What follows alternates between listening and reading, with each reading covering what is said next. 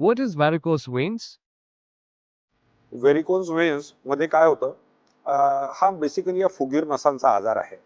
आणि या आजारांमध्ये जर पेशंट खूप वेळा उभं राहिलं तर त्या नसा फुगतात पायाच्या. पायाच्या नसा फुगल्यामुळे पाय दुखायला लागतात, पायाला सूज येते आणि पायाची कातळी हळूहळू काळी पडायला लागते. आणि ती काळी पडलेली कातळी इतकी काळी होत जाते की मग ती डांबरासारखी काळी होते आणि ती फुटायला लागते. आणि शेवटी पायात फोडे येतात. त्याला व्हेरिकोज अल्सर्स असं म्हणतात. तर हा आजार वयाप्रमाणे हळूहळू वाढत जातो आणि याला जर आपण लवकरात लवकर ट्रीट केलं तरच याच्यावर चांगला उपचार होऊ शकतो. How important is it to get timely treatment for varicose veins?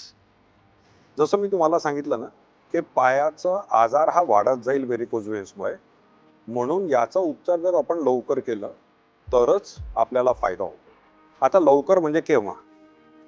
आपल्या चेहऱ्यावर जर डाग आले, चेहरा जर काळा पडला तर आपण कसे लवकर ट्रीटमेंट घेतो? इथं हृदयावर जर दुखायला लागलं तर कसं आपण लवकर जातो? तसंच जर पायावर डाग येत असतील तर त्याच्यावर खरंच आपण सावत्र व्यवहार करायचा का? नाही. म्हणून त्याला आपण कातळी काळी पडण्या अगोदरच जर आपण त्याची ट्रीटमेंट केली तर चांगला नाही होणार का? Is varicose veins just a cosmetic disease or is it actually a disease? आता व्हेरिकोज वेन्स म्हटलं तर दोन प्रकार असतात. एक तर त्याला आपण स्पायडर वेन्स म्हणू किंवा पूर्ण मोठा झालेला आजार. आता स्पायडर वेन्स म्हणजे ते जे छोटे छोटे दिसणारे जे जाळे असतात ना वेन्सचे, त्याला आम्ही स्पायडर वेन्स म्हणतो. ते कोणासाठी महत्त्वाचे असतात?